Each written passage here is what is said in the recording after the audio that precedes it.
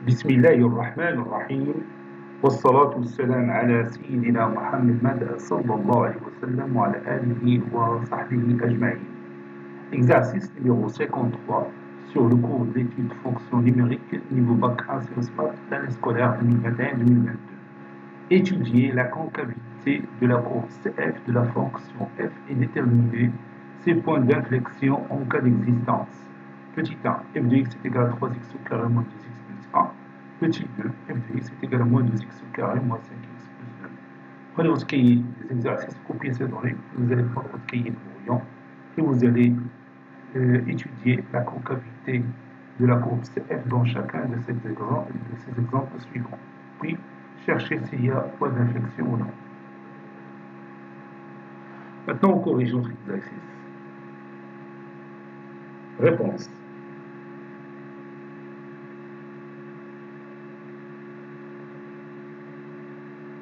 Petit 1. On a f de x qui est égal à 3x au carré moins 2x plus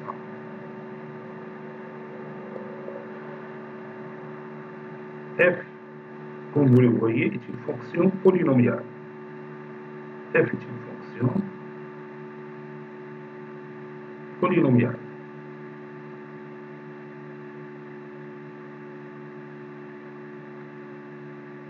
Donc, elle est deux fois dérivable. Donc, elle est deux fois dérivable sur R.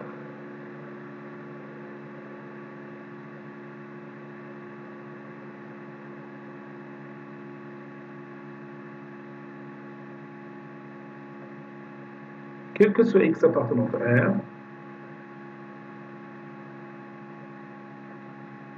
f' de x est égal à 3x au carré moins 2x plus 1 prime qui est égal à 6x moins 2. Et f seconde, c'est celle qui nous renseigne sur la concavité de la courbe représentative de notre fonction f. Donc c'est 6x moins 2 prime qui est égal à 6. Donc la propriété dit que si la dérivée seconde de x est positive, alors la courbe représentative de notre fonction f est convexe. C'est le cas ici. Et comme f seconde de x il est supérieur ou égal à 0, quel que soit x appartenant à R, alors la courbe CF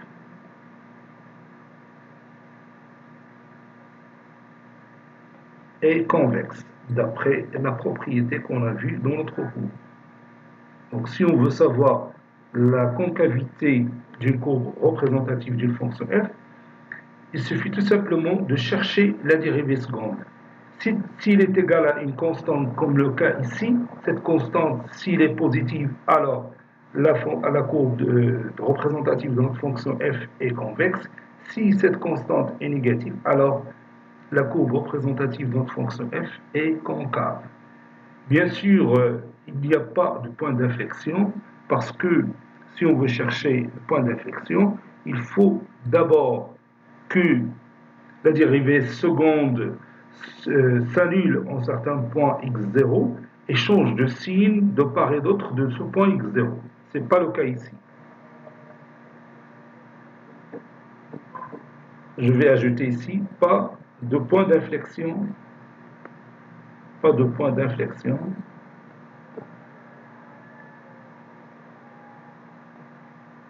de la courbe CF.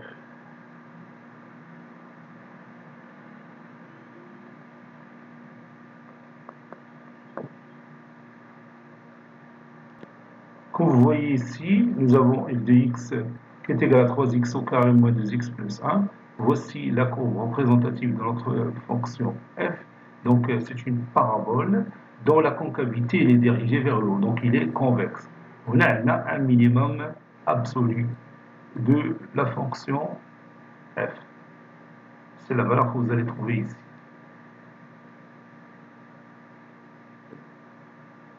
Passons maintenant à l'exemple suivant. On a f de x qui est égal à moins 2x au carré moins 5x plus 2. Comme vous voyez, c'est une fonction polynomiale, alors il est deux fois dérivable. Donc je vais écrire f est une fonction polynomiale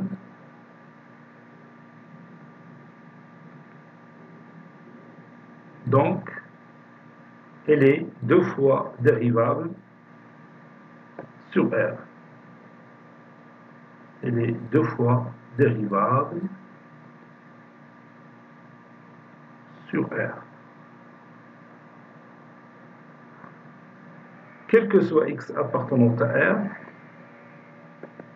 f' de x est égal à moins 2x au carré moins 5x plus 2, le tout prime, qui est égal à moins 4x moins 5.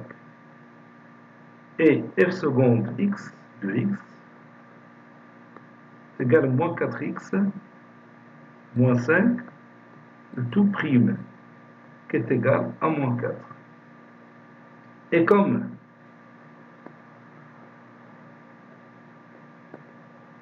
f seconde de x, il est inférieur ou égal à 0, parce qu'il est égal à moins 4, quel que soit x appartenant à R, alors la courbe CF